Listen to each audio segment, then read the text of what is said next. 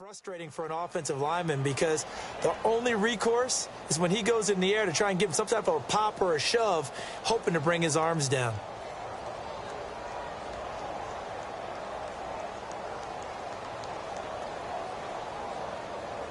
And on 2nd and 10 now. Hey, got tight left.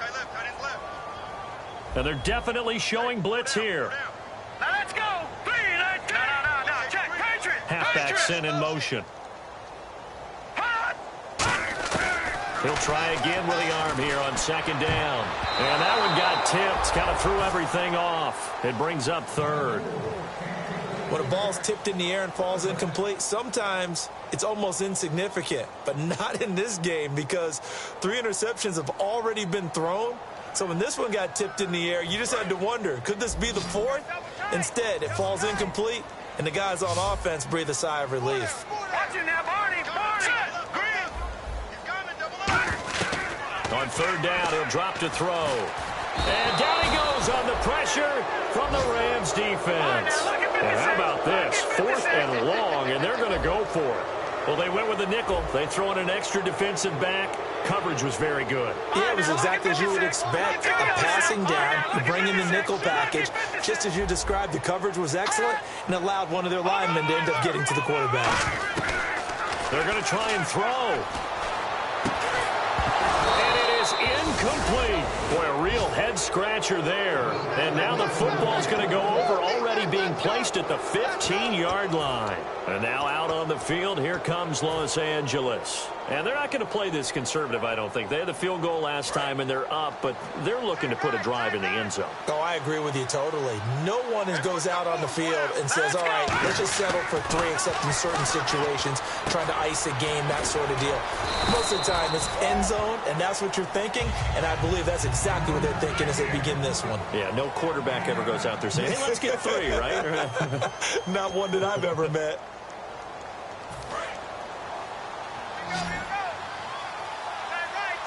Shift together here from the D-line. On 2nd down, here's Goff. This will be caught at about the 6.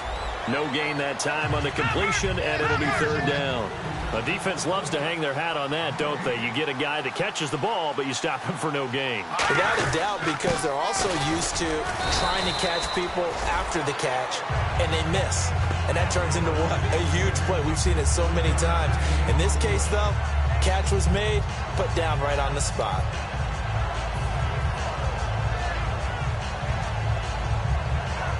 The offense here not budging. They're going to fight for it on 4th and inches. Here we go. Green 39. Green 39. Detroit. Check the guard.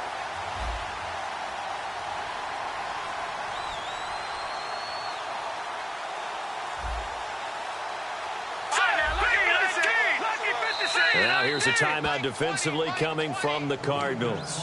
It's just their first. They'll be down to 2 remaining as we step aside here in the 4th quarter.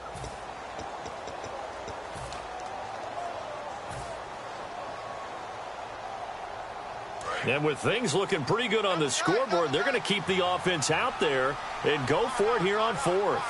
On the keeper, here's Goff. They'll give him a yard on the play, and the decision to go for it pays off. They've got a 1st and goal.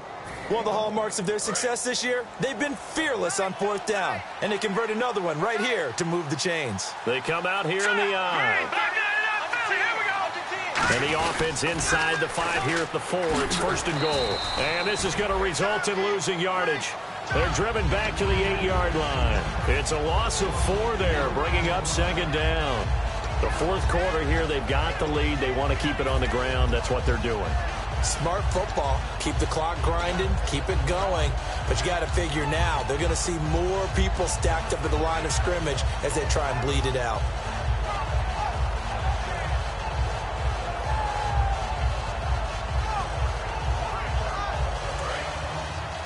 Looks like the defense in press coverage here.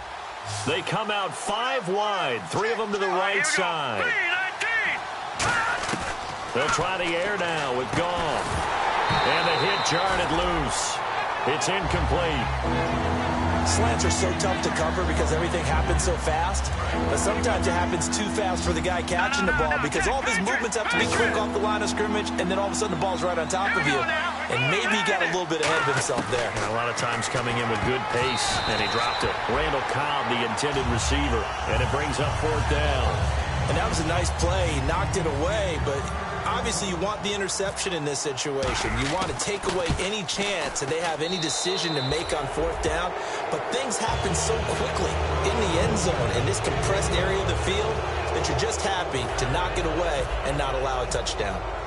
So it's 3 more points, and that widens things out even further here in the 4th. Hey, in this league, you can never have too much. So if you're in range, grab the 3 whenever you can. Arizona getting ready to go as they take the field. And last time, went for it on 4th, didn't get it. We'll see if they can pick themselves up off the mat and do better this go-around. Sometimes I have this vision of coaches writing notes to themselves before a game. And sometimes that note says, be aggressive, stay aggressive. Maybe that's what we saw in the last possession. Yeah, they were very aggressive. This time, will it result in points? We'll find out. All right, now, look at 56. Look at 56. They begin the drive with Johnson.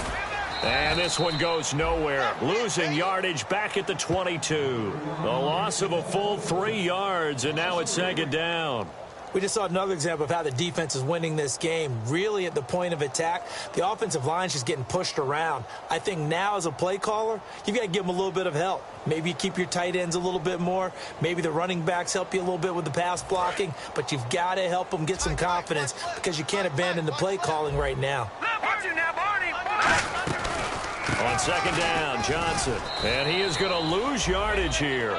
They'll wind up losing a full 10 yards on the play. And they're going to be staring at a 3rd and long here. Well, that wasn't just a loss. That was a loss of big yardage there. So the sense you're starting to get is that offensively, things are starting to pile up against them. And they've got to find a way to stop that. Conversely, how about the great call by the defensive coordinator? He realized that he's got him on the run a little bit. That call was made to get upfield penetration by his defensive front to try and get into the gaps, get upfield into the backfield, and make a big play. I think that was actually called. Not so much just... And he's going to go down right near the goal line. The officials look at each other. They're going to mark him at the 1-yard line. I remember when I was a kid and all I wanted was a nickel so I could get that soda down at the fountain. And guess what? The nickel came into play well. 5 defensive backs. They covered well, allowed for the sacks. Sodas were a nickel when you were a kid? No, I just needed the extra nickel so I could pay the proper price. Okay, how much were they? A dime? What were they? 15 cents. Got to try it here. He's back to throw. And his pass is intercepted for the 4th time today. Picked off by and they are going to set up shop at the 32-yard line. The Rams offense now making their way out to take over. And they had 3 points last time, but they didn't want 3 points because they were well within range of scoring a touchdown. We'll see if they can do better now. I'm with you on that one. Let's just go ahead and be frank about the whole thing. The only one happy about the 3-point kicker. Exactly. He put it through the post. That's Todd Gurley. Wave goodbye. And he will get into the end zone. It's another touchdown. This thing is ugly. And now we've hit that stage of the game, partner, where one of our predecessors, one of the great commentators of all time, he used to sing in this situation when this game appeared to be over. I know the fat lady's been singing for some time. No, not her at all. This is one of our guys. But she's singing, too. Oh, she's singing. She's on, like, the 5th tune at this point. She left Scales way behind, but he used to sing something about turning out the lights. The party was over. This will be taken to the back of the end zone. And no thought to bring this one out. He'll just go down to a knee, and they'll take over at the 25. Arizona getting ready to go as they take the field. And following the interception, we'll see what they can put together on this drive. I can hear my old college coach right now. He always used to tell us before every game, the team making the fewest mistakes will win. What they're hoping is that last mistake is their only one of the game. Coaches, that's all they talk about, turnovers, right? Minimizing those and maximizing opportunities. Time for a break. Back to finish it off on EA Sports after this.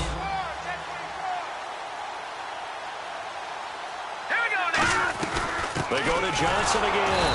And he went nowhere. Well, he went back backwards, back to the 33. And they'll lose a yard that time, and that's going to lead to a third down. And now they're in the hurry-up. Looks like a nickel set here defensively on 3rd and 2. Yeah, maybe expecting a throw. Watch it now, Barney. Watch it now, Barney. And he goes in motion here in the backfield. They'll go to the air here on 3rd and 2. He gets it into the hands of Gronkowski, complete. And he's going to have the first down, yardage to the 35.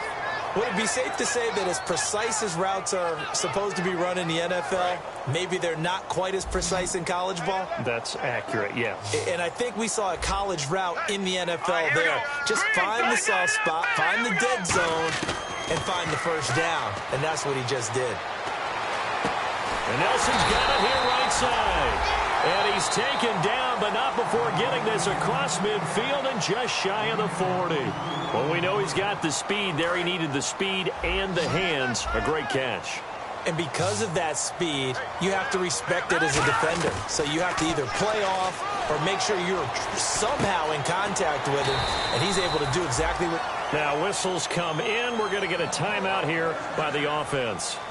It'll be their third and final timeout, so as they talk things over, we'll step aside. Here we go.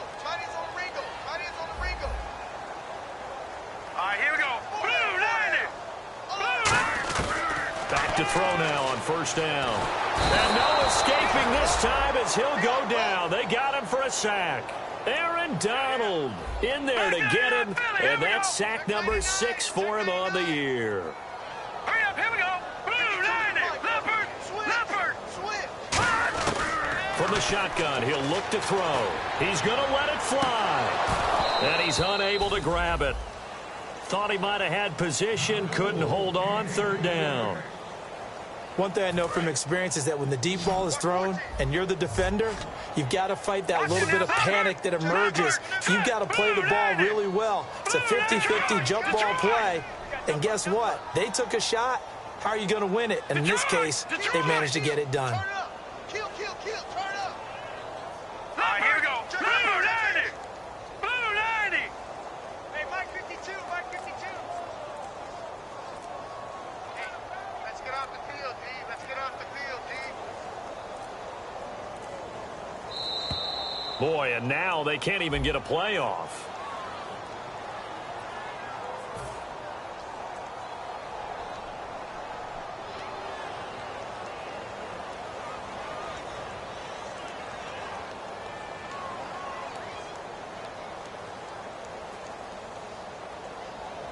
Seventh play of this drive coming up, but a long way to go on third down. 5 wides in the game, 4 of them to the right side. Detroit!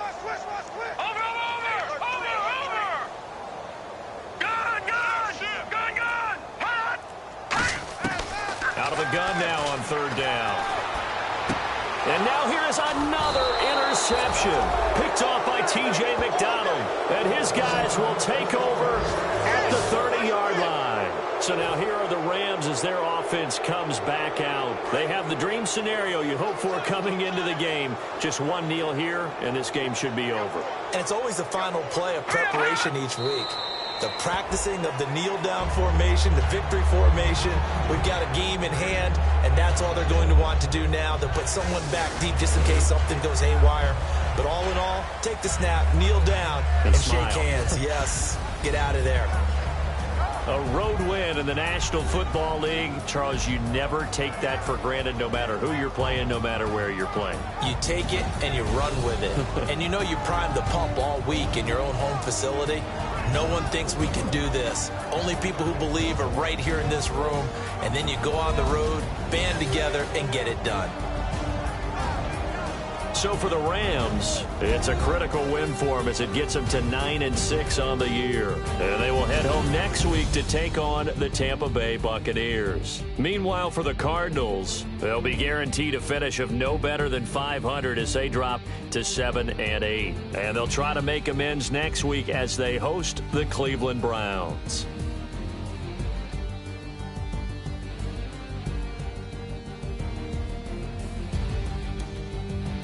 So that'll just about do it for Charles Davis. I'm Brandon Gaudin. You've been watching the NFL on EA Sports. For more, log on to easports.com. So long, everybody.